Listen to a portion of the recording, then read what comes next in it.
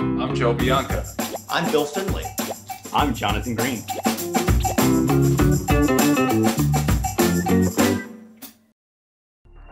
Flexibility, convenience, opportunity. Find your digital advantage in the Keeneland Digital Sales Ring. Backed by the most trusted name in thoroughbred sales. Visit KeenelandDigital.com to learn more. Good morning. It is 9/12, Wednesday, June 9th. This is the TDN Writers Room presented by Keeneland. My name is Joe Bianca. I'm the associate editor of the Thoroughbred Daily News. Good morning. I'm Bill Finley, a correspondent for the Thoroughbred Daily News. We're 0 for 2, Joe. You and me, nothing clever to say. A lot of pressure on you, John. Oh, man. I'm not even batting cleanup, but I feel like I need to come up with something big quick. John Green, general manager of DJ Stable. I was just going to kind of coast through this, hoping to ride on your coattails. But I will tell you that last night, Joe, you'll appreciate this. I was actually having dinner in Brooklyn with friends of ours. And as I was walking to the restaurant, I walked by a pizza joint and there was a huge sign in the window that said, "No mask, no pizza." And then underneath it, in bigger bold letters, it said, "No politics." How's that? The TDN Writers Room is brought to you by Keeneland, home of the World's Yearling Sale. Make plans to attend the Keeneland September Yearling Sale beginning Monday, September 13th. Learn more at theworldsyearlingsale.com. All right, so we had a phenomenal Belmont Stakes day. There's a lot to break down, a lot of really great action, a lot of top-level horses in their division, putting on shows. I was out there on Saturday. It was my first time at a track since the 2019 Breeders' Cup at Santa Anita. So it was, it's just how I remembered it. A lot of uninformed drunks clogging up the betting lines and a little bit too hot. But other than that, it was great to be out there, ready to get some fresh air and see some horses. Love Belmont Park. Will always love it. But it's not Saratoga, but it'll do in a pinch. And, it's going to be hard to, analyze this Belmont without feeling like I'm slighting Essential Quality, because he ran a phenomenal race and is a very admirable horse. I think, it stands up what we said about him all along is his versatility is such a big asset. And I think that helps, especially with a horse going a mile and a half. You have to have that kind of, sit and then push button acceleration when the jockey asks you. And that's him. And he got a 109 buyer. It was the third fastest Belmont of this century. He ran 227.11. The only two faster Belmonts since the turn of the century were American Pharaoh and Point Given. So that's pretty good company to be in when you're running that fast. And it wasn't a super fast track because we had gotten some rain in the previous couple of days. So it wasn't like this lightning fast strip that you sometimes see on these big days at Belmont. So that was a really big time performance. But the story of the race, to me at least, is Hot Rod Charlie and the race that he ran. Because as great as Essential Quality was, and he was terrific, Hot Rod Charlie was that much better because of the circumstances of the race. To go 22-3 and then 47 and change, he did get 46 and change. He did get a little bit of a breather through the third quarter. They went up in 112. Nevertheless, to run those two opening furlong splits with pressure from Rock Your World, who's very fast, and to still keep going to where even as late as the 16th pole, the result was in doubt. That was one of the better losing efforts you'll ever see in the Belmont or in any race at Belmont, really. Jay Privman had an interesting question on Twitter. He was asking people about, great losing efforts that they've seen in big races at Belmont. I brought up Cross Traffic and the Met Mile when he was just phenomenal. It was that kind of effort where he just was blazing through fast fractions and just got run down late. So that to me is the takeaway is, we kind of were waiting for horses to break out from the pack in this 3-year-old group. And I think 2 horses did that on Saturday, but I think in particular, 1 horse did that. And I think Hot Rod Charlie, to me, in my mind, obviously in terms of the Eclipse voting, he's behind Essential Quality, but in my mind, he's the horse to beat in the 3-year-old division the rest of the year based just off that effort. He'll probably show up in the Traverse next, but I noticed that Doug O'Neill on Sunday said it's not out of the realm of possibility for him to try the Pacific Classic. So he would get a break from the elders in that race, and that would be an interesting spot for him because you don't see a lot of 3-year-olds take that race on. But nevertheless, that was an incredible effort from 2 phenomenal colts, and an especially incredible effort from Hot Rod Charlie. What do you guys think? Yeah, Joe, I agree with everything you said about Hot Rod Charlie. And I also think you kind of acknowledge the fact that it's a little bit unfair, though, to Essential Quality. And look, I mean, Hot Rod Charlie was really, really good, no doubt about that. But he didn't win the race. Essential Quality did. They've run against each other 3 times. Essential Quality has won 2 of those races. And third, the Kentucky Derby, Hot Rod Charlie didn't win, but finished ahead of Essential Quality as what they were 3rd and 4th in that race. So if you look at the division right now, in your mind, it's fine to say that Hot Rod Charlie might be the best horse or is the best horse going forward. But it really... it doesn't play that way on paper. For instance, as I'm sure you would acknowledge, if the Eclipse Award were decided today, Essential Quality would be the 3-year-old champion. But, not that they'll ever run against each other before the Breeders' Cup, because trainers really don't like to run horses in this country. But we want to see the rematch between the two, and Hot Rod Charlie will have his chance, presumably in the Breeders' Cup Classic, if they both stay healthy, to prove your point. So I think a little bit. I'll say this again: all the praise for Hot Rod Charlie is over the top, only in the sense that people, and I'm not accusing you of this, but a lot of people aren't giving Essential Quality enough respect. He is as professional as they come. He's not brilliant. He's not going to take your breath away, but he's lost once in his career. He's won the Belmont Stakes. He's won a Breeders' Cup Juvenile. He's been a 2-year-old champion. I mean, this is a really, really good horse. And I just fear a little bit that's being lost with all the hoopla over Hot Rod Charlie's admittedly very good race. I think in this country, and certainly in racing, we all, love underdogs. And I think that's why there's so much acknowledgement and so much excitement about Hot Rod Charlie. But you have to remember, aside from the points that you guys brought up, which is, that they run against each other and that Essential Quality, has turned the tables in 2 of the 3 races and beaten Hot Rod Charlie. You have to remember this: Hot Rod Charlie is still a 2 other than allowance horse.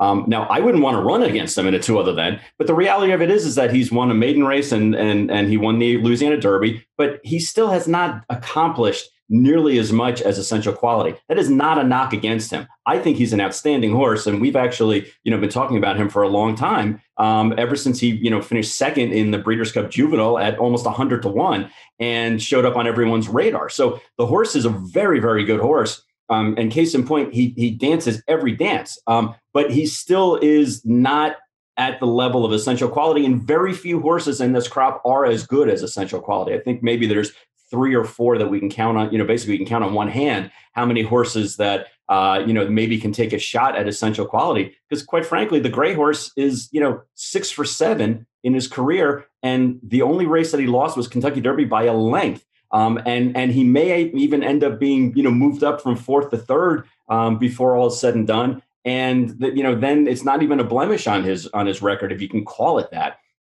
So I think we all rally around, the Davids versus the Goliaths, and we're all excited about Hot Rod Charlie because, Oxbow versus Tapit is another David versus Goliath, kind of sire look. And it's, Godolphin versus, some as the O'Neills call themselves, some knuckleheads from California. And so it's exciting for us to kind of, embrace the underdog. But, Bill and Joe, there is no question in my mind, in my humble opinion, that Essential Quality is, atop the 3-year-old group. And again, that's not going out on a limb, but he is just an astonishing horse, and he's a machine. Whether you want him to run 6 furlongs, he won a 1/16, a 1.25 miles, a 1.5 miles. I mean, really, he dances every dance. He runs at all the major races and all the major race circuits.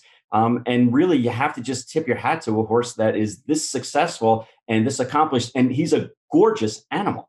Yeah, he's very, very handsome, I got to say. And he shows that, horse, Bill's going to kill me for this, but he does run like relatively frequently and always shows up. And that's the greatest thing about him is consistency. And like John said, it doesn't matter about the distance either, because, it's hard for a horse to run that kind of time and not seem like they're slowing down going 1.5 miles. He was really accelerating at the end. Like Hot Rod Charlie was getting a little bit tired, but I don't think it was one of those things where he was just reeling in a staggering horse. I think he really had to finish that race to win it. And, I would agree that he's at the top of the class right now, but, there's still so much time left. And I think about the horses who missed the Triple Crown Trail, like Life is Good and like Greatest Honor. And even Mandaloon, who's going to get elevated into the Derby one, did not run in the last 2 legs of the Triple Crown. So it's going to be an interesting summer because, yeah, you have these two horses who I think have really separated themselves just from that one race. But there are so many horses that I think, could have made noise in this Triple Crown that didn't really get a chance to run, or, their trainers passed on the races for whatever reason, that I think are going to be able to shake things up in the second half of the year. And I think that Travers is going to be an absolute war. And Essential Quality might scare some people away, depending. He also might run the Jim Dandy. We'll see if he does and see what happens there. But I think that he's not so head and shoulders above everybody that he's going to scare people away the rest of the season. I think he's going to take his shots. But it's hard to criticize anything he's done. Even in the Derby, he had that wide trip, and he still, I think, ran a really good race to be fourth. I think there's no shame in being one of 18 horses in the gate who didn't win the Derby. This was a little measure of redemption for him, but I think the people that have been paying attention to him since his early success as a 2-year-old know that he was a terrific horse regardless of what happened in the Derby. I wonder what you guys' thoughts are, if you think if this breakout performance was enough to kind of say that he's ahead of the horses or will be ahead of the horses who missed out on the Triple Crown, because there are a couple of heavy hitters who he didn't have to face, at least during a Triple Crown run. Yeah, no, during this bruising campaign in which he's run 4 times as we get into the middle of June for Essential Quality. No, I don't think so, because, first of all, Life is Good. We all, I think, still maybe in our heart of hearts believe that he's probably the best 3-year-old out there, after what he did. He's out of sight, out of mind. Greatest Honor is out of sight, out of mind. Could someone else emerge as the best 3-year-old in the summer races, Haskell, Travers? Yeah, it's absolutely possible. But for right now, you have to go on what's happened to this date and the accomplishments. That's one of the reasons why, I was a little hesitant to jump on the Hot Rod Charlie bandwagon. As John pointed out, he ran terrific, but his accomplishments are not that impressive. 1 win this year, 2 wins in his entire lifetime.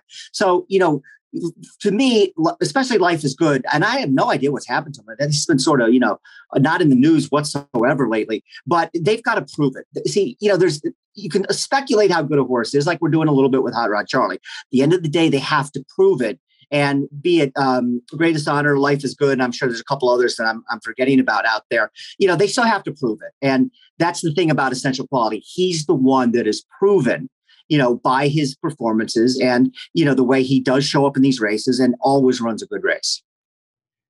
And Joe, I'm not going to ignore your question, but I wanted to actually throw one to Bill because he's been so kind to throw, curveballs at us over the course of the show. Bill, I can't believe you missed the opportunity to talk about this, historic hyperbole, matchup, almost Alidar affirmed-esque.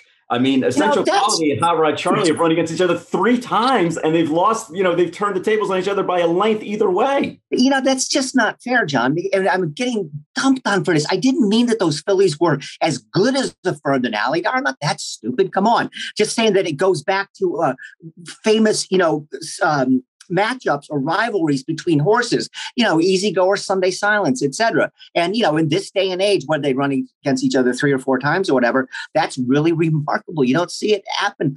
And I didn't say they were as good as Affirmed and Alidar. They were as exciting as Affirmed and Alidar and nothing. I'm sorry. I'm sorry I said that. Now stop picking on me, guys. There's only the thing is, Bill, there's only a handful of things we can pick on you about. And this one was so obvious. But I think it's interesting what's going to happen with the rest of the 3-year-old campaign, because it's not just a matter of, there are certain races on everyone's radar, but there are other forces at hand here that may make these horses not be able to run against each other from a political or legal standpoint. So, there may be races that normally you would see a couple of these horses go head to head and have that, mano a mano opportunity that won't, develop because of other things on the landscape that are, that are making it not even a possibility. Yeah. I mean, we're not even mentioning Medina Spirit. He's theoretically still going to run the rest of the year. And man, would that be interesting if he won the Travers and then won the Breeders' Cup. He'd have an interesting decision on our hands for the Eclipse voters. Right. I mean, it'd be kind of like when Maximum Security came back and ended up 3-year-old champion when everybody was ready to, move on from him. But hey, Joe, Well, remember though, he can't run in the Travers because of Naira's ban against Bob Baffert, it's pretty clear they're not going to let him run under the name of Jimmy Barnes. So at the end of the day, again, he's definitely behind Essential Quality, but to have a Travers on your record versus not having a Travers on your record could be the tipping point for a 3-year-old championship. So that's one of the first times where Baffert's going to get stung by what's been going on with the betamethasone and Medina Spirit and whatsoever. It doesn't look like Naira's going to change their mind, so you'll not see any Baffert horses, Medina Spirit included, compete in the Travers. So that would lead you to believe he'll go in the Haskell where he can run. True. Yeah, I've forgotten about the Naira decision, but nevertheless, there's a lot still to be decided. But it was nice to see that kind of breakout performance. When the Preakness winner basically runs his race and is beaten like 11 and a half lengths, then there was some real special performances out there. And we're going to get to some other special performances from the undercard after this break from Keeneland.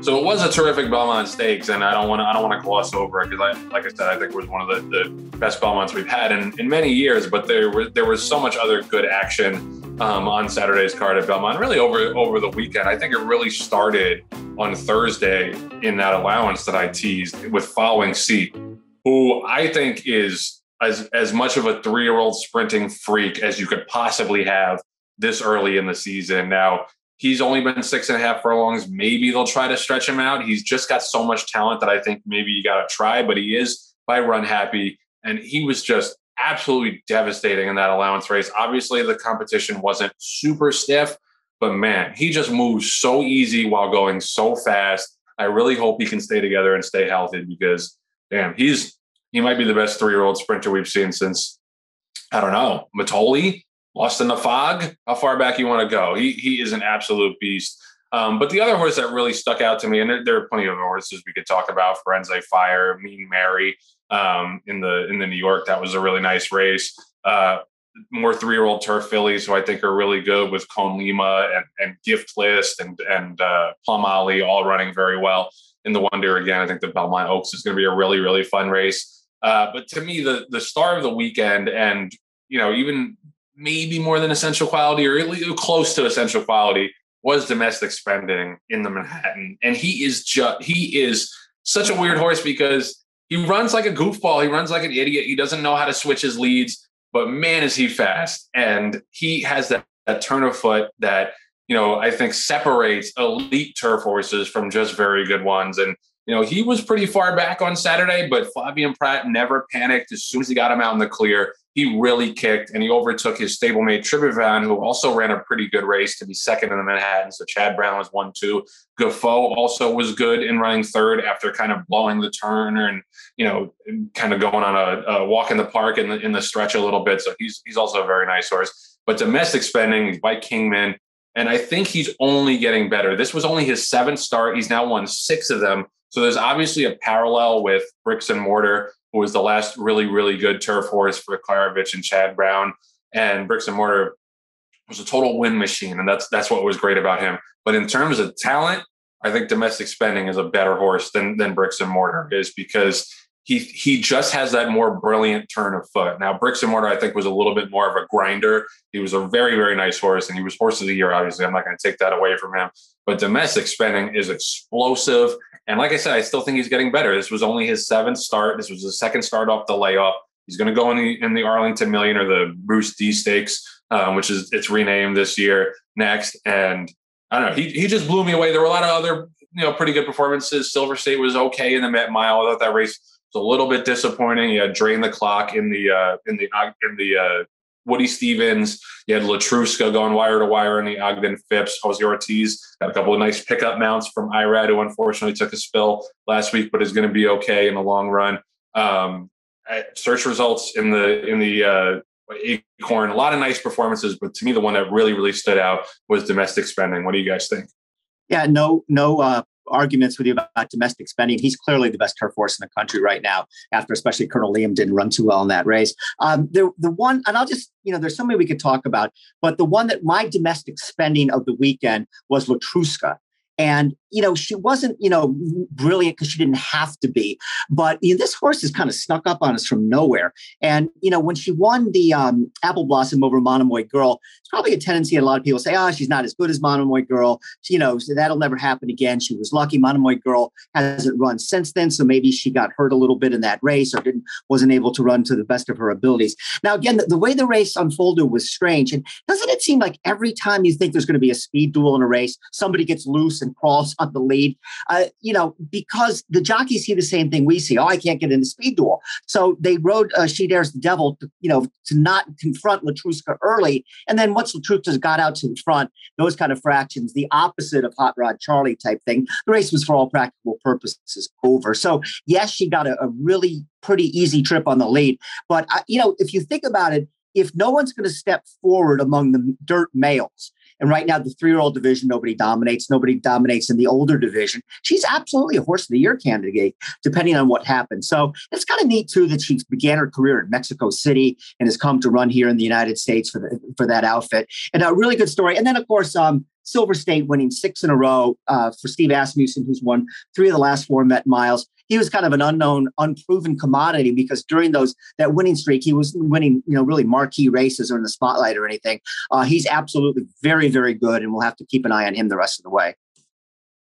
You guys mentioned a few of the races that I would have brought up, so I'm not going to rehash it. But I will say that Domestic Spending, in my humble opinion, was the most impressive horse, of the day.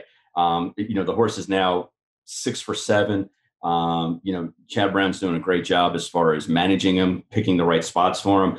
And in a very, very difficult field, in a field where there were 5 Grade 1 winners, he turned out to be, the best and was really impressive.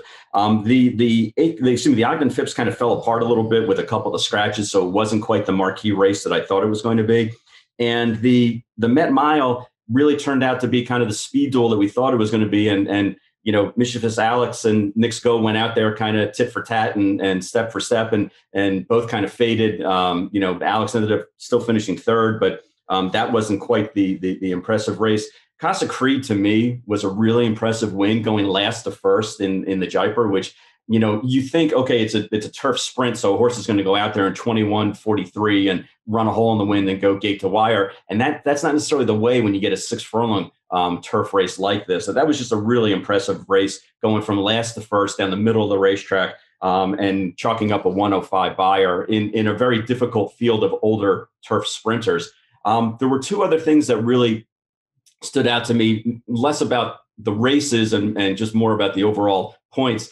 How good of a day would Irad have had if he had been able to ride? I think 3 of his horses ended up winning Grade 1s, on Saturday. And it's a difficult situation, when you get injured and you can't ride when you get to that point. But you got to feel for a guy like that, because it wasn't that he took off a horse and rode a different one and didn't win. Latruska drained the clock and search results he was named on to ride in the Ogden Phipps, Woody Stevens, and Acorn respectively, all 3 Grade 1. So I felt a little bad about that. And then, in watching the Brooklyn, I know anything can happen in Brooklyn and anything can happen in a 1.5-mile race.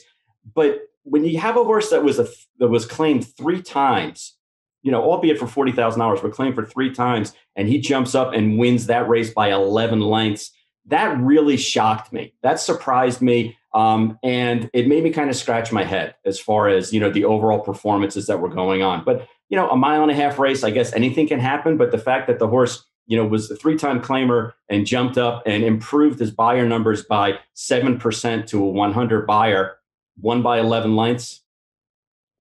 Yeah, I mean, he finished that race, like he was running a 6 furlong turf sprint. He finished that race like Casa Creed. So yeah, and that pace was pretty quick too. So that was a freakish performance to say the least from Lone Rock. And he's obviously found his game going 1.5 miles. But I thought, I thought that looked fairly ridiculous for him to win off like that, tracking that pretty quick pace. Agree with you on Casa Creed. He's got a hell of a closing punch. I wonder if they're going to try to keep him turf sprinting. He can go a mile. He's run okay at a mile, but this might be the most efficient distance for him to go 6 furlongs and just have to, really produce that really strong quarter a mile. But yeah, I mean, Latrusca was nice, but that race kind of, like you guys said, fell apart because of scratches. So it was hard to get too excited about that. On the IRAD thing, that was a pretty scary fall. We're thankful that he's okay. That was, it didn't look great. It was really very, very weird. I don't know if anybody didn't see it, but he was on a horse, 3-year-old first-time starter for Chad Brown on Thursday, and the horse was going to cruise. The horse was going to go to the front and win by like 10 lengths or so. And then, like, as soon as she hit the lead, she kind of just screwed up her lead change and stumbled pretty badly for a couple of strides, tossed him. He got clipped on the way on by one of, I think it was actually his brother's horse who clipped him going by. And it looked pretty bad, but thankfully he was okay. He just had some cuts and bruises. So he should be back in a couple of weeks. Jose Ortiz posted that his x-rays were clean. So that was good. It was a tough week for jockeys. Ricardo Santana took a spill on Saturday at Churchill and then bounced back to win the Met Mile, or took a spill on Friday at Churchill and then bounced back to win the Met Mile the next day. Kendrick Carmouche took a spill, unfortunately, in the last race of the day on Saturday and broke his ankle. So he'll be out for a little bit, but it's a tough job. TD Thornton had a pretty good story in this week's Week in Review about the jockey injuries. And he said, the headline was, when the ambulance follows you at work, the job is always tough. And I agree with that. And that's why I try not to criticize jockeys too much on here, because it's a very dangerous, difficult job. Just wish they would go to the lead a little bit more often. But overall, like, I would be useless on a horse. So I kind of defer to them mostly, I feel like, on the show. So yeah, it was a terrific weekend of racing. I think Domestic Spending and Essential Quality were the headliners for sure, but it was great to have that day and have like a nice clear day at Belmont with a decent amount of people out there. It was, they announced attendance was only 11,000. It felt like more to me. I don't know whether they were like a little bit over the capacity and they're trying to tamp down the numbers when they usually do the opposite at tracks, but it was a nice day of racing, and I'm glad it went off without a hitch, no horse injuries or anything. So it was fun. It was good to be out there, good to be back at the track. Got me excited for Saratoga this summer, and we'll keep you guys posted where these top horses are heading next.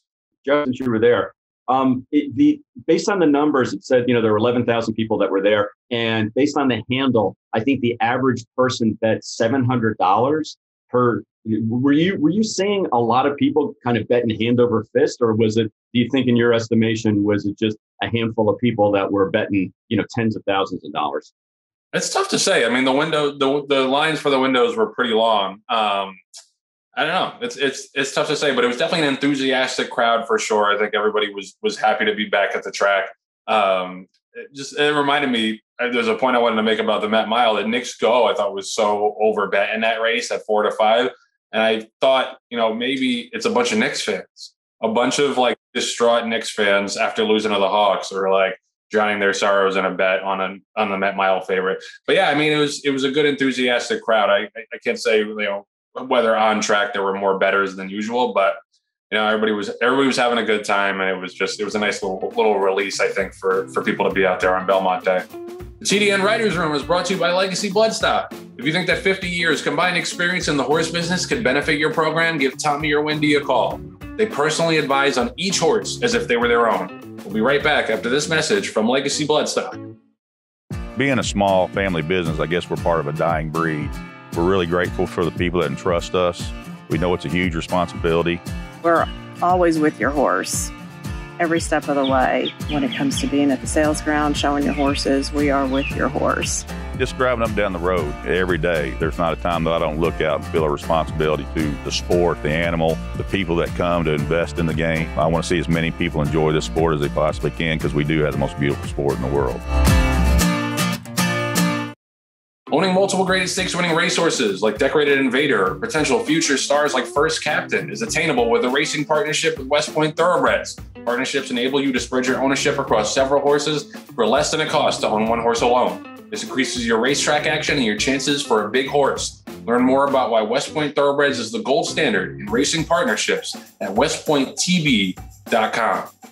And so we didn't really get to touch on this that much last week as it broke as we were ending the show that the split sample for Medina Spirit came back positive for betamethasone, so he's going to get DQ'd from the Derby. The story this week in relation to that is Bob Baffert and his attorneys and Amr Zidan's attorneys basically suing the Kentucky Horse Racing Commission because supposedly they wanted a separate sample tested for the other components of Otamax, which is the topical ointment that they said that they gave the horse. So they wanted that a different sample tested at a different lab that could identify the other compounds in there so that they could, have some credibility to the story that they just treated the horse with an ointment and they weren't injecting the horse with anything. And Bill made this point last week, and we've made it a couple of times, that it really doesn't matter. And I think this is honestly kind of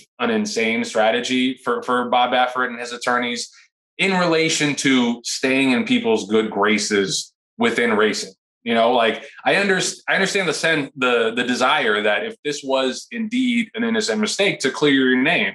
I get that, but I think it would go a long way for Baffert and his reputation right now for him to say, you know what, I accept whatever decision is made. I never injected the horse with anything illegal. I think the testing is too sensitive, but nevertheless, I broke the rules and I will accept the consequences. That would go a long way, I think, from a PR standpoint, and just from, re-ingratiating yourself to the racing public, which I think is largely sick of Bob Baffert right now and sick of his excuses. I think if he could just do that, and I get it, he's a guy that's had a lot of success, has a pretty big ego, but it just is a bad look to have these court challenges, because it doesn't matter. There's nothing in the KHRC or the Kentucky rules that says, oh, well, if you just, applicated an ointment to the horse and that's why he tested positive, it's okay. There's nothing that says that. You test positive, the horse is going to be DQ'd.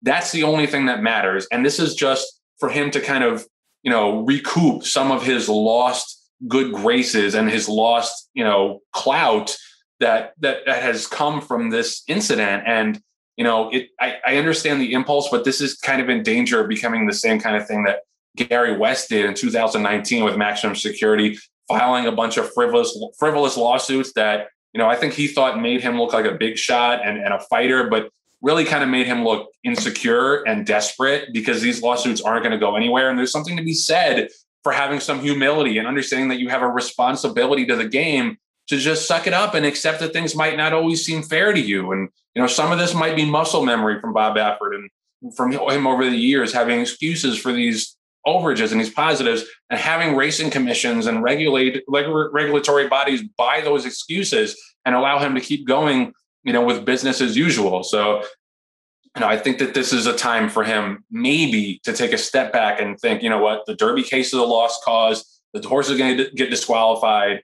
And I kind of just need to save face as much as I can right now with the racing public, because, essentially that's who's going to decide his fate long term.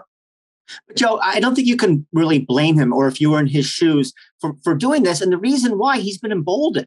He got the scopolamine, whatever the hell you pronounce that stuff, and Justify. The California Horse Racing Board said, never mind. It's okay. Never mind. Then he had the positives at Oaklawn with Gamine and Charlatan. And then Arkansas Racing Commission said, never mind, we're fine. Have a nice day, Bob. So, past precedent has been set to embolden these people to think that they can, at the end of the day, explain their way out of this. Will that happen this time? I don't think it will, because the uproar is so big and so loud that I don't think the Kentucky Racing Commission would possibly ever say, like the others, that, okay, we get it, extenuating circumstances, the lidocaine patch and Jimmy Barnes, the guy peed in the stall, etc. You didn't mean to juice the horse, never mind. So, having been through those experiences, you can see why he's trying to do this again, to get a racing commission to say that, we get it. You weren't trying to absolutely juice the horse. This wasn't that big a deal. Have a nice life. And Medina Spirit is officially the winner of the Kentucky Derby. The other thing, I agree, this thing is going to drag on for 4 or 5 years, without a doubt. And we're going to get very tired of it. But I do wish, I really wish he would do exactly what you said so we could all move on, but that's not going to happen. And they're fortunate that a couple of things have happened. Number one, that Medina Spirit is not a son of Tapit, is not a son of Into Mischief,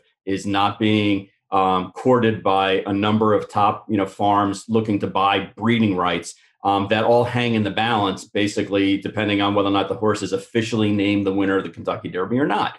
They're also lucky that the horse that finished second is owned by Juddmonte, who also will not syndicate their horse and try to get outside monies coming in based on whether or not the horse was, actually the winner of the Derby or finished second in the Derby. So there are some circumstances that are coming together that are actually helping the situation, for Bob Baffert, because if there were tens of millions of dollars in the breeding industry that were hanging in the balance of this decision, then I think people would be a lot more vocal. People meaning breeders would be a lot more vocal and a lot more incentivized to try to have this decision come sooner and basically put it to bed.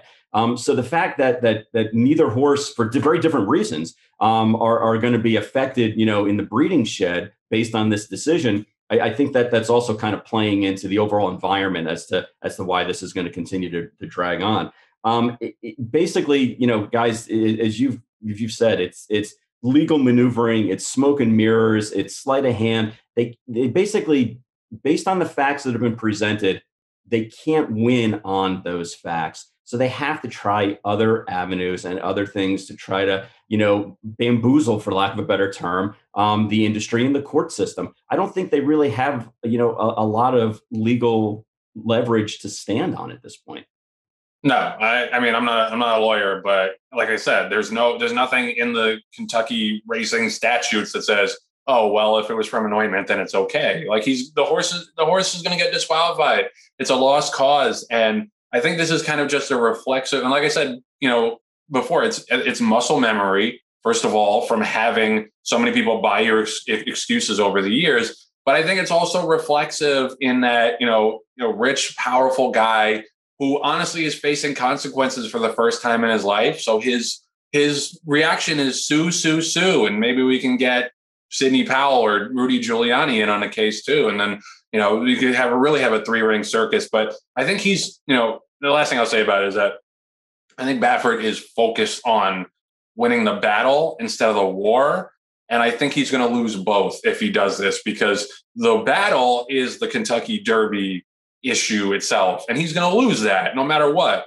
The war is staying in the good graces of people in racing so that people will eventually allow you back into the sport at the top level. And, that to me should be his focus right now, is not this individual thing, but I think they don't realize how many people they pissed off with this and how many people in racing they've embarrassed with this. I talked to a bunch of people at Belmont on Saturday in the industry who were like, he's made us all look bad. And it's especially for people who are tasked with promoting the sport and advocating the sport as their jobs. Like, they're pissed off at Bob Baffert, and they should be. And I think that he doesn't realize kind of how much bubbling backlash there is to him. And if he did, he would think, the Derby thing sucks. I feel like I was screwed. But long term, I want to participate in this sport for another decade or two. And I got to kind of suck this up and play nice in order for that to be able to happen. And I don't think he has that kind of foresight. It's all just a reflexive, I'm in trouble. I don't think I should be. What can I do to stop this from happening? Joining a West Point Thoroughbreds partnership can vault you into the world of instant camaraderie among people surrounding high-class horses and stakes action for a fraction of the cost of trying to do it on your own. Learn more at westpointtb.com. We'll be right back after this message from West Point Thoroughbreds. All the thrills. Fraction of the bills. Experience the power of the partnership. Change your life, make new friends, and compete at the highest level of thoroughbred racing. West Point Thoroughbreds, the gold standard in racing partnerships. Visit westpointtb.com. This week's TDN Story of the Week is brought to you by the Minnesota Racehorse Engagement Project. Find out how you can get involved in racehorse ownership at Canterbury Park this summer with several options and investments ranging from $250 to $10,000. Visit racehorseminnesota.com to learn more. So, stories of the week this week, we're going to do a little bit of follow-ups on a couple of developing stories. The first one is the Monmouth handle watch, which Bill wrote about earlier this week, and how the handle kind of has fallen off of a cliff here early in the meet. And the ongoing question is whether or not this has to do with the jockeys not having whips. I'll toss it to Bill and see what he found out. Yeah, I'll preface this by saying it is early, and you have to realize that the opening 2 weeks of Monmouth, weather-wise, were absolutely terrible. They get 1, 2, 3, 4, 5, 6. They had to get to the 7th day of the meet before they were able to run all their races on the grass. So that would explain them being off. Now, when I'm doing this, I'm not comparing to 2020. I'm comparing to 2019. Remember, in 2020, there was no racing at Monmouth during this period because of COVID. So, it is a little premature. It's a little bit early to make firm conclusions. They deserve a chance to rebound. But, this is coming from a guy. I try to be honest about this. I'm just trying to report the facts, not really take any side per se. But the handle's been lousy. It's hard again to give you exact percentages. Is it down 15%? Is it down 20%, 25%? You can't do that because of all the differences and the inability to make apples to apples comparisons. However, they've been down every single day. There was one day, a Saturday, where they handled 5 million in 2019, and on 2021 they handled 2 million. So they're off $3 million. To me, I don't get it. I don't really, in my heart of hearts, don't believe it is because of the whips. However, you have to say it's a possibility. It's a big possibility because what else is going on? What else is different? And the one thing that I haven't been able to get to the bottom of, which I think might be a factor, is that maybe the computer guys aren't betting. That could be that maybe, they have all these algorithms and they need to reprogram their computer programs to take into account, this whip thing. If that's the case, and again, it's just total guess, that almost by itself would account for the declines in the handle at Monmouth. So, we'll revisit this. Absolutely nothing's happened on the track. All the races have been safe. There's been no incidents. We'll have to continue to revisit this. And I still think, for a lot of the things we've been talking about, it'd be best to talk to them at the end of the meet when we have a big sample size of data to go off of. But look, as a guy who's been trying to bring out the best and worst of this whip rule in my writing, I'll be the first to admit it's a bad sign.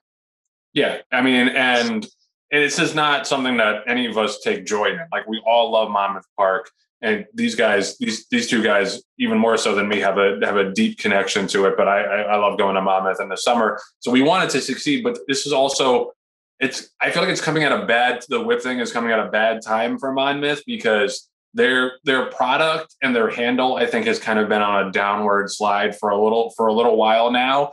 And just look no further than the fact that they only carded 6 races on opening day at Monmouth. Can you imagine 10, 20 years ago, opening day at Monmouth being a 6-race card? And this is kind of like just kind of the latest wrench in Monmouth trying to put on a full, well bet summer meet. And it's just, Bill said something else in his story that the favorites are winning at like over 50% at Monmouth. So it's like, that's kind of been a problem for a while. And I felt like a big problem when Service and Navarro were there, because they trained all the favorites, and it just made you sick to lose to these 3 to 5 Service and Navarro move ups all the time. That's not the case anymore, but they still have a problem with getting, I guess, competitive fields to where the favorites are winning at over 50%. And that also makes it unbettable. So I think the whip thing is a major, major turnoff for a lot of people. And I think some people don't really want to admit that. I watched a race there on Saturday, and, I forget which race it was, but you can't pin these things down to this was why this happened. But I saw a horse that had gone by another horse at like the 16th pole and like opened up a length and a half,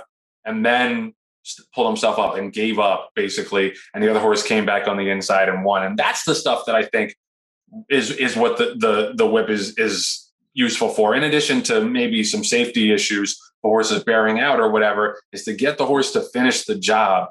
That to me is the biggest thing. And horses are pack animals. They're going to want to run together. To get the horse to put away someone else, I think that's where the whip really comes in handy. But I think there are several factors to why the handle has not been good so far. But I think the whip is definitely one of them, and we're going to keep an eye on that going forward. But that's why I was asking you the question about Belmont, about betting, because it's one thing to have a handle. You can look at the handle numbers all day long, but it comes down to, are they putting up a product that people want to bet on? Right. And almost irrespective of the whip and things like that, Monmouth unfortunately hasn't been able to attract the top horses anymore. And Bill, that's why when we were talking last week, that's why I was saying maybe we should wait at least until the Haskell day, because that's a day where they have 5, 6, 7 major stake races, and if on that day handle is down, then it's really we're really going to see what's going on. I don't think any of us or any of the betting public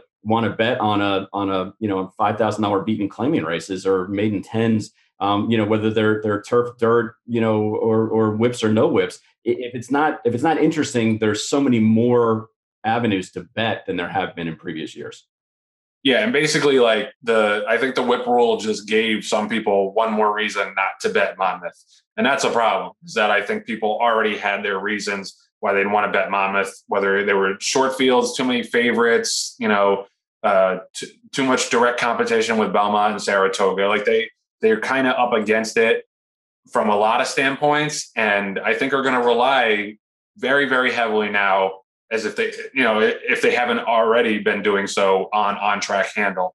I think on track handle is going to be crucial for them this summer, whether they can get a lot of people to come down to the shore and come to the races, because I think it's still a popular destination in New Jersey, but you can only do so much with on-track handle. Eventually, you're going to have to compete in the simulcast market, and I think there are a lot of reasons right now why Monmouth isn't doing that. So one other thing that we wanted to touch on was the Linda Rice story from a couple of weeks ago, when she was suspended 3 years and fined $50,000 for supposedly bribing racetrack officials to get confidential pre-race information and entry information. So her and her legal team yesterday filed an appeal and a complaint in a state court that says, quote, "The penalty is so unduly harsh and so disproportionate to Miss Rice's purported misconduct that it shocks one's sense of fairness and constitutes an abuse of discretion on the part of the commission." Now, they made some interesting points later on in the complaint that said basically there's really no rule on the books that Linda was breaking, that this thing is kind of fudged a little bit when we talked about this, when racing officers are trying to fill races, hustling entries, calling trainers, calling guys and saying, so-and-so is pointing to this race. We need 5 for this race, or we need 6 for this race. Here's who's pointing to it. I felt this way from the beginning, that it's, you can feel both ways, that she broke the rules and that she should be punished for it, but that 3 years and basically kind of banishing her from the sport is a little excessive, considering what the New York State Gaming Commission, not just them, but gaming commissions and racing commissions all across the country have been letting slide over the years in terms of trainers who are allegedly breaking the rules. I mean, that's my feeling. I'm not going to, stand here and fall on my sword for Linda Rice and say she needs no punishment whatsoever. But for her to basically lose her business for 3 years, and who knows if she'll ever be able to come back at that level, in contrast to the way that, the Bob Bafferts of the world have been handled over the years, that to me did not make a lot of sense. I'm sure John has some thoughts on this. Yeah, and Joe, you're exactly right. The punishment doesn't fit the proposed crime. Number one, not only for what they alleged Linda did, but also in comparison to other infractions that other trainers have imposed over their careers. So you can say, number one, it's not fair because she shouldn't have gotten 3-year ban and the $50,000 fine, when if she had just, drugged her horses instead, she would have gotten off easier. As silly as that sounds, as stupid as that is, that's the system that we're in. To me, more importantly, the commission could never really identify a rule that was broken. They admit in the filings, of Linda's attorney, they admit that that there was no bribery, that they dropped all the bribery charges. and they couldn't come up with, any kind of factual pattern that showed that she had information that gave her an undue or an unduly, amount of benefit. So, to me, 3 years is in essence a death sentence for a trainer. Did she do something that warranted that? Only she and God knows. Okay, at this point, but when they went through the commission and they investigated it for 5 years, they came up with, well, we couldn't pin her on bribery and we couldn't pin her down on any specific rules. So we're just going to say it was quote unquote bad for racing. Does she deserve 3 years for doing something that was bad for racing? I seriously doubt it, especially when you compare the rest of her career against it. So I think that the industry as a whole, and we've railed on this, needs to address issues that trainers, vets, owners take advantage of. There's no question about it. I think it was very heavy-handed in this situation.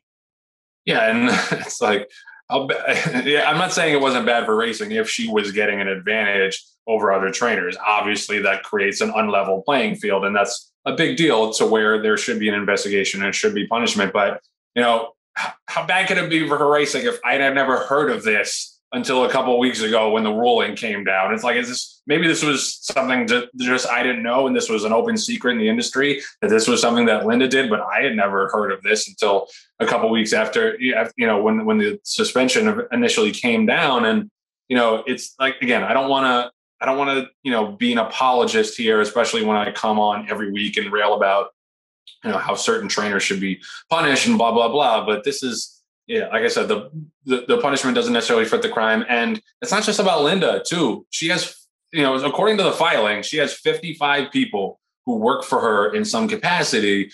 And, that's a consequence. If, she's suspended and she's kicked off the track, that's 55 people who now have to find work, just, because their boss was maybe, getting some improper information along the way. Again, it's worth investigating, and I think worth punishing if they found enough evidence. But at the end of the day, like, I don't think that this made a huge difference to racing. It's hard for me to fathom, if this industry and New York and like a bunch of these regulatory bodies had a history of coming down hard on people and throwing the book at them, then I would say, yeah, this makes sense for her to be suspended 3 years. But, within the context of, just brushing stuff under the rug for all this time, how do you possibly with a straight face suspend someone for 3 years for something that didn't endanger anybody? And that's the thing we should be focused on, is the danger to the animals and the people in this business. And I don't think that this qualifies under that. But nevertheless, we'll see if this appeal is successful. We'll see maybe the suspension gets reduced a little bit or thrown out. We're going to keep an eye on it as well, going forward in this little news corner, this follow-up news corner we have. We'll be right back after this message from the Minnesota Racehorse Engagement Project.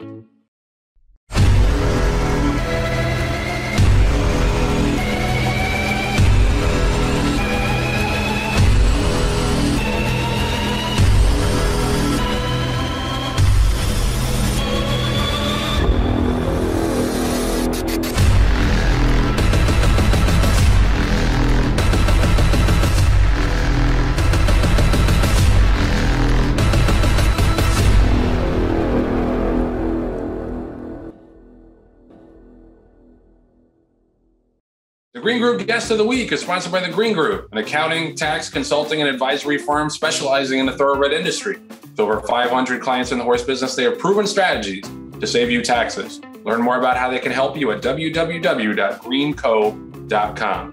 So our Green Group Guest of the Week this week is the Director of Stallion Sales and Recruitment at Gainesway, Sean Tugel. Thanks so much for joining us. Hey, thanks for having me on, and appreciate it. We're super glad to have you. It's obviously a big week for Gainesway, and a big week in particular for Tapit, who got his 4th Belmont Stakes winner on Saturday. He's rare company. He and Lexington from the 1800s are now the only horses to sire 4 winners of an American Classic. But I wanted to ask you your perspective, because you bounced around a little bit in the industry. You used to work at Winstar. Now you're at Gainesway. I wonder how your impression of him and his legacy has changed, if at all, from the outside and now from within Gainesway. Yeah. luckily enough, my career kind of has come along in Kentucky as he's started off as a stallion. And now I'm lucky enough to be here at Gainesway and be, kind of oversee the mares he breeds and his book here currently. And it's a real, pleasure and privilege, for someone who gets to work in the business and be able to be as close to an absolute legend as he was. I can remember when I first came to Kentucky and Stormcat was still breeding, and he was commanding $500,000 and I would take mares over there when I was at Hillendale and like, you just remember them coming down, they bring them straight out of the paddock and they would never clean them up. And it's like lure of like legendary stallions and horses and Tapit is that now. And, having remembered when his early horses came around, Hanson and Untappable and some of those and watching them as a fan of the game, as well as being in the industry. And you're in awe of the horse. And, every year he continued to raise his stature, continued to produce champions, and ultimately led the Journal Sires list 3 times himself individually. And he's the only sire in the last 11 years. He's been top 5 on the Journal Sires list 10 out of the last 11 years. So it's just a privilege, as a kid when you grow up and you read stallion books and stuff and you see the great ones, he's a horse that makes people's dreams come alive. So it's a real privilege to be around a horse like him. Hey, Sean, thanks for joining us. First of all, the way things are going now, sometime this summer, it appears that he will pass Giants Causeway as the leading North American sire of all time. It goes without saying that's a huge accomplishment. But can you put it into perspective what it would mean to Gainesway to have this, accolade and this big feather in his cap coming up later this summer? Yeah. One thing about Gainesway is it's steeped in history in the game. You look at the horses that have stood here when the Whitney family, part of our farm is the old Green Tree facility. And we also have the old Whitney farm. So horses like Peter Pan, Domino, some unbelievable stallions have stood here. You look at what Mr. Gaines has stood here when he had the farm, the Leafards and the Rivermans and the Cozines. And now, a new chapter of Gainesway and the long history of it with the Beck family. And to have stood, what is arguably maybe the best sire of modern history, and for him to be the all-time leading American sire, that's what Mr. Graham Beck bought the farm for, and that's what his son Anthony has been able to carry on the legacy. So for the Beck family, I don't think there'd be anything more special.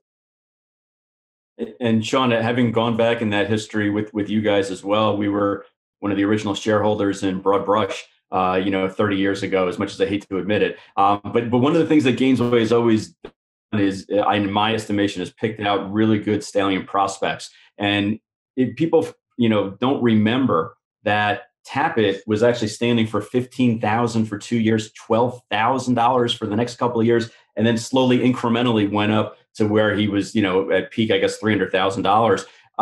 But when you look at the landscape of potential stallion prospects now, and obviously you're involved with Hot Rod Charlie, how do you guys decide which stallion prospects you want to have on your farm? And a follow-up question to that is, how do you convince breeders to breed to those stallions in years 2, 3, and 4? Yeah, certainly there's, every farm has their own formula. Gainesway, one of our key ingredients is quality. We believe in that quality in race record, the quality in physical, the quality in pedigree. So a horse like Hot Rod Charlie, he's an excellent physical, and you look at that female side being out of Indian Miss, the dam of Mitoli, who was a champion sprinter, and you dive even deeper into that, you see just that pure quality and racing ability. So that he's a horse that really drew us in that potential. And that's something that really jumped out to Mr. Beck when he went and got Tapit. Tapit was a really good 2-year-old. He won the Wood Memorial extremely well and then, made it through to the Derby. And as we've seen it with some horses, they don't always get through the Derby trail and come out the other side, on top anymore. So he kind of fizzled out a little bit as a 3-year-old, but that brilliance as a 2-year-old and that real quality was there. And you dive into his family and his family Glitterman and some real quality horses, and certainly he had all the makings of what you want. And you still pull out Tapit today, and he's still, for being 20 years old, is in great health. And he still has a really great physique. He's so well balanced, and he has good bone. He's just really well put together. And that's, I think, one of his greatest attributes that he gives to his offspring is that balance and that physique, which creates athleticism. And so, he came in at 12.5, but you can kind of go down the history of stallions, and the really special stallions, they move their mares up. You look at what Into Mischief has done, and you look at what Distorted Humor had done, and you look at what Tapit had done. And, they weren't necessarily the most fashionable horse, but, once they have about 2-3 crops of racing age out there, and then you look up and you said, well, that makes sense now. But it does take a lot of convincing sometimes. We have 2 freshman sires here this year that we're very excited about. Mackenzie, who was a grade 1 winner at 2, 3, and 4, just the ultimate professional, showed up every single time. And he bred close to 200 mares this year, and we were swatting mares away. He was just overwhelmed, but he's a big, beautiful, strong horse with a great race record and has the pedigree as well. And then we also have Spun to Run, who unfortunately missed a year of racing after he won the Breeders' Cup Dirt Mile. And it took people a little bit more convincing. Its freshness means a lot in our game. And so, but again, you dive into his family. He's the best son of Hard Spun to have raced so far. He was a brilliant racehorse around a mile. He was a 3-year-old that defeated Olders in the Breeders' Cup Dirt Mile, which also included Omaha Beach and Improbable. But you dig down into that family, and it's from the family of Constitution. So you already have another amazing stallion in the family, and it wouldn't surprise you in a couple of years when you look up and his 2-year-olds might be dominant. And you mentioned Constitution. He's kind of carrying the legacy of Tapit so far in terms of a sire of sires. Onalist is in there as well, and just picked up his first grade 1 winner. But another son of Tapit, who you guys stand as Tapit, who's going to have his first yearlings this year. Yearling season is right around the corner. Can you talk about some of your expectations within Gainesway for him, and maybe kind of what qualities he's carrying on from Tapit specifically? Yeah.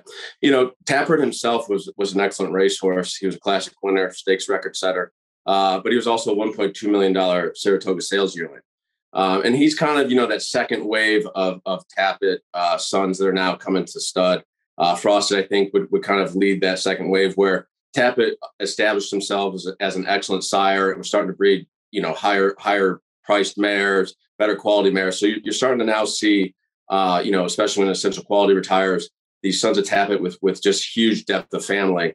And Tapit has that. He was a $1.2 million sales yearling. He's out of a grade 1 winning mare, Appealing Zophie, who herself has now produced 3 black type horses, Ride a Comet, who Mr. Oxley has as a grade stakes winner. And then Frosted 3-year-old filly Inject out of Appealing Zophie is now a black type filly. So there's a lot of quality there. There's a lot of speed. There's a lot of precocity. And I do think that's something that Tapit has that not every son of Tapit that has gone to stud has. Is he was a stakes winner too. There's only 3 horses in the last 15 years to be a stakes winner and win the Belmont at 1.5 miles, and that's American Pharoah, Union Rags, and Tapit. So those 2 horses are establishing themselves as very good sires. So Tapit shares those similarities. He was very well supported. He bred 154 mares in his first year. He bred 95 in his second year. So in his first 2 crops, he's got nearly 250 mares covered, which will have him be able to compete with horses in his crop. But his first weanlings did very well at the sales last year for a small group that went there. He's got 9 entered in the Fasig-Tipton July sale coming up. We're consigning 2, one for ourselves and one for Bridlewood, who's a big supporter and shareholder of his. Very good breeders. So, but the fact that he has 9 in the July sale tells us that they're maturing quickly, which is something I think Tapit, I think is going to have the precocity and that 2-year-old speed that he's going to give, and through his mother, give his offspring. So I do think they could come to the race a little bit quicker than maybe some of the other sons of Tapit's offspring. And that might separate himself, but he's passing on the physical specimen that he is. He's passing that certainly on to his crop. We have about 30 on the farm here. We're very impressed with several of them. Like I said, we've got some going to Fasig-Tipton in July. We have some that can make the Saratoga Select sale for Fasig-Tipton. And then I know he's going to be very well supported, and he's going to have plenty of offspring that are going to prove himself worthy of buyers here come September. So we're excited for him. Sean, tell us a little bit more about your background. I understand you're from Rochester, New York, which is known for very cold winters, but not producing future stars in the thoroughbred industry. So how does a guy go from Rochester, New York to Lexington and Gainesway? What would you just hang out at Finger Lakes a lot? Yeah, I grew up about 30 minutes south of Rochester in a small little farming town called Avon. And my dad was a vet at Finger Lakes. So as a kid, Finger Lakes is kind of the small little pocket that we've kind of pumped out some people like, Jeremiah Englehart and the whole Englehart family and Jimmy Bond. I still remember as a kid riding around with my dad and Jimmy Bond was still at Finger Lakes. And so in the winter times, he'd lay up his good horses at his little farm there outside Finger Lakes. So I'd go with my dad and Will's Way and Barons, Le Carriere, all those horses I got to be around as like a 9-10-year-old kid. So just kind of the bug got in me. My hockey career wasn't going to go anywhere. So I dove into thoroughbred racing when I was about 18, 19 and haven't looked back. And Sean, one more question from me. And it's with regard to the 140 mare rule that's being implemented by the Jockey Club. You guys have done a great job as a farm of managing your stallions. I know Tapit, you changed strategy this year, as far as number of mares and how he was being bred. And I think that's really increased his stamina and his potency. How does the 140 mare rule affect Gainesway, for future stallion purchases? I think that's still to be decided. I know there's some people that are fighting in court, so we'll see if it gets implemented. I do think it will help the middle market horse. I do think it will help the what we call bubble horse, the years 3 and 4.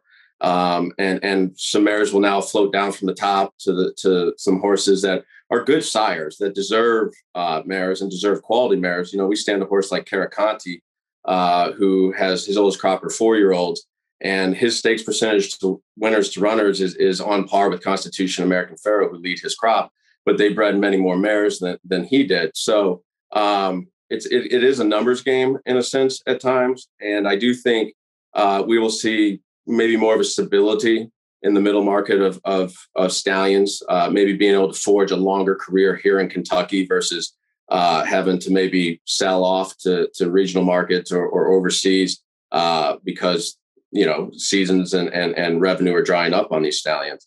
And then I do think it will help the unproven horse a little bit, but it'll also, I think, probably help stabilize a little bit of the sales market when the cream de la cream is going to be expensive. And then there's going to be people that are going to be able to afford, and there's going to be more of those just really good meat and potato racehorse sires that are worthy, the Jimmy Creeds, the Caracontis, these horses that are in the $10,000 to $15,000 range, they can get you grade 1 winners. Sean, thank you so much for coming on with us, and congratulations to you and the team at Gainesway for all the success. Thanks. Appreciate it very much. Good to talk to you. And it's never too late. Don't give up on that hockey career just yet. The Green Group Guest of the Week is sponsored by the Green Group, an accounting, tax, consulting, and advisory firm specializing in the thoroughbred industry. As this week's Green Group Guest of the Week, Sean Tugel will receive a free 1-hour tax consultation. Learn more at greenco.com. We'll be right back after this message from the Green Group. The Green Group is widely recognized as the top-rated tax and accounting firm specializing in the horse business. Why do the top owners, breeders, pinhookers, and trainers trust the Green Group as their tax advisors? The difference is experience. Firm founder Len Green has over 4 decades of experience owning, breeding, and racing horses. First-hand knowledge gives Green Group clients proven tax and money-saving strategies. Visit the Green Group at www.greenco.com. The Green Group, proven strategies to save you taxes. So we lost a giant, I think, in the ownership world this week. Rick Porter of Fox Hill Farm died early this week on Sunday after a long battle with cancer. He was 80 years old.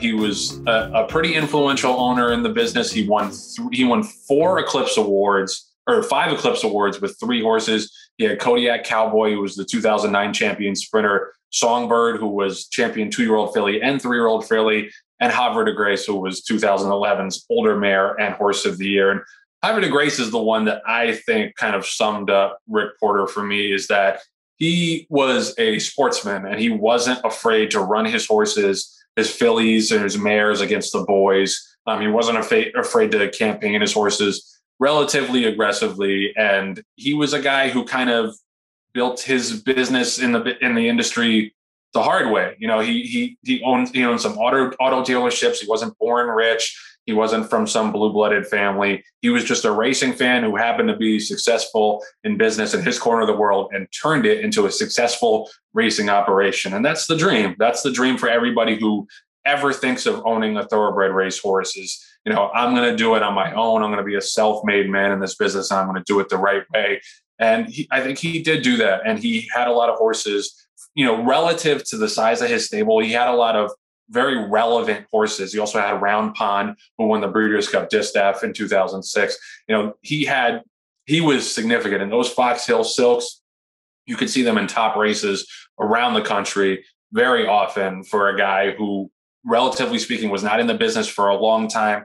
Relatively speaking, did not have a ton of numbers. He just managed to be relevant because I guess he found the right people and found the right horses. And like I said, the thing I'll remember is that he wasn't afraid to run his horses in spots that were maybe unconventional. I think there are a lot of people in this business who could learn from that and learn from wanting to do something great that might be a little bit outside the box. I'll toss it to Bill. You can't say enough good things about Rick Porter. And it sounds like a cliche, and I don't mean it to be, but he represented everything that was good about this industry. And I'll repeat that, could repeat that 1,000 times, and the words wouldn't do justice to what this man meant. And, the success he had on the racetrack was very notable because he produced all these really good horses. And it wasn't like somebody going out and buying 50 horses a year at the yearling sales or breeding 40 horses. He would do it on a fairly he'd pay a lot of money for a horse, but his numbers would be fairly modest. And he just kept cranking out good horse after good horse after good horse. But what I think he should be remembered for first and foremost was his animal welfare role. Here's a guy who had nothing to do with Louisiana racing, and he started the National Thoroughbred Welfare Organization. They rolled up their sleeves and they went into Louisiana, where apparently the slaughter problem was really, really bad, and he wanted to make a difference. He could afford to do something. His voice was important. So, here's a guy who walked the walk, talked the talk, never any kind of hints of scandals. He was never going to use these, quote unquote trainers that we're all suspicious of at the end of the day. And, just a class act and somebody who cared about the game and cared about the horse. And like I said, you can't say enough good things about Rick Porter. And from a personal standpoint, Bill, I can echo those sentiments. I remember spending a lot of time, with Rick at then Philadelphia Park, in the barn area, because we both were using John's service at the time. And Rick, who was super successful in his own right, in his own business in the car industry, and came into the industry not as a horseman, not as a horse player, just somebody who was interested in the sport. And he wasn't afraid to ask questions and wasn't afraid to look silly sometimes by asking, a question that maybe was commonplace, and just absorbed a lot of information. And like you guys mentioned, he was very altruistic, very kind, had a lot of, a positive influence in the industry. And one of the takeaways that I had from watching Rick and his, operation grow over the years is that he wasn't afraid to buy athletes. And the first few graded stake winners that he had were Zenith, who was a daughter of Roy, Zonk, who was a daughter of Farmaway, and Jostle, who was a daughter of Bracco. Now, the three fillies are commonplace. You recognize their names, but nobody's going to confuse any of those stallions for Tapit into Mischief and Uncle Mo. So he wasn't afraid to buy athletes and to try things and to run fillies against the boys when he thought that they could compete there, and to go out of the normalcy of commonplace knowledge and try different things because he was entrepreneurial. And if there's something else that I would like to punctuate to your collective kind words about Rick is that he was an entrepreneur. He was willing to take chances in an industry that usually, eschews that kind of thinking. And I'm going to miss, having his influence in the industry because he was a really good guy and a really good owner and always tried to do the right things. And in an industry that's kind of faltering right now, we need more people like that.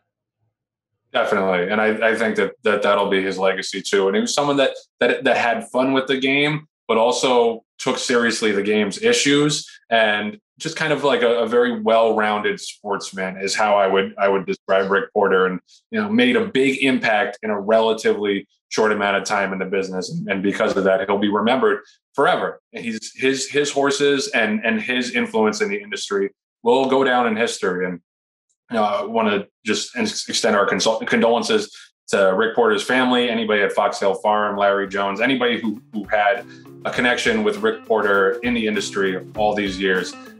Just our condolences to him, and he was a giant for sure.